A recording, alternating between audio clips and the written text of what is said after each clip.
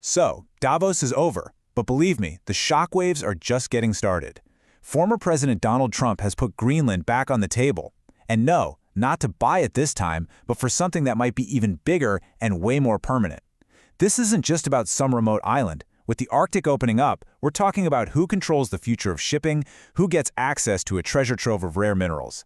We're going to break down what this high-stakes proposal really means for the new great game in the Arctic.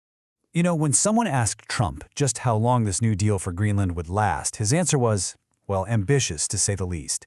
He said, infinite. There's no timeline, but it's forever.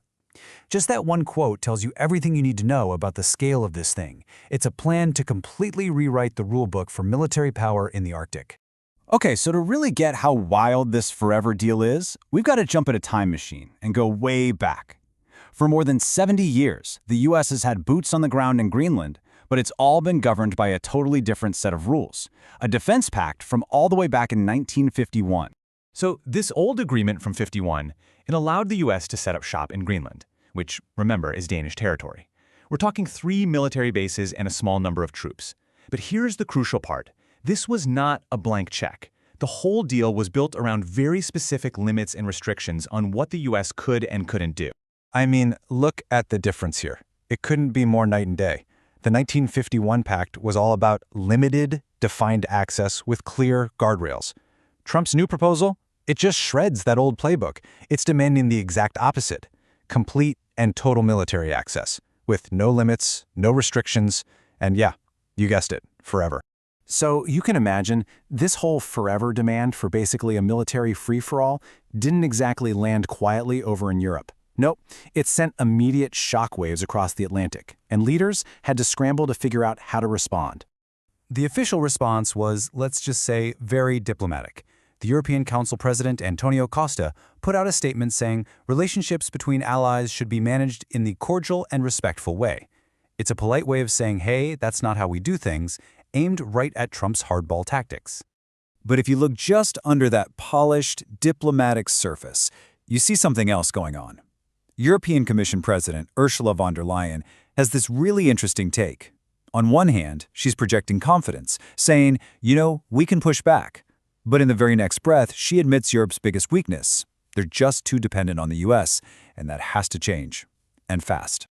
And look, they're not just talking the talk, they're actually making moves. The EU is pledging to pour more money into the Arctic to back up Denmark. NATO is getting involved, working to beef up security in the area. And on the economic side, they're looking at how to untangle their supply chains so they aren't so reliant on the U.S. for everything. And all of this pressure, all this geopolitical drama, it all comes crashing down on one country, caught right in the middle of this massive tug of war, Denmark. This puts Danish leaders in a really, really tough spot. And it's not just their call, right? Greenland has its own government, its own people, and a very strong sense of independence. So the big question on everyone's mind is, are they actually prepared to say yes to these incredible, sweeping, and forever demands? So what's the official word from Denmark? Well, they're playing it very, very carefully.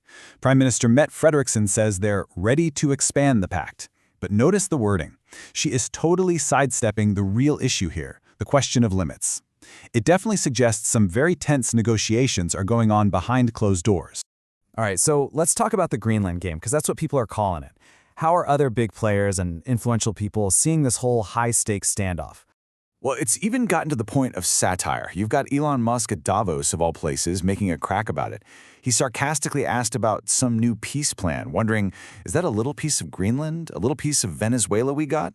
It just goes to show you how these massive ambitions are being talked about and even mocked on the world stage.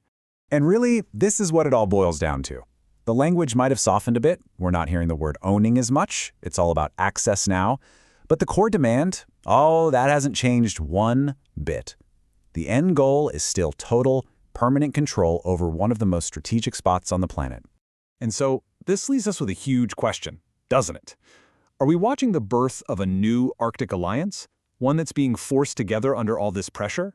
Or is this just going to drive an even deeper wedge between Europe and the United States? The game is on, and honestly, the outcome is anyone's guess.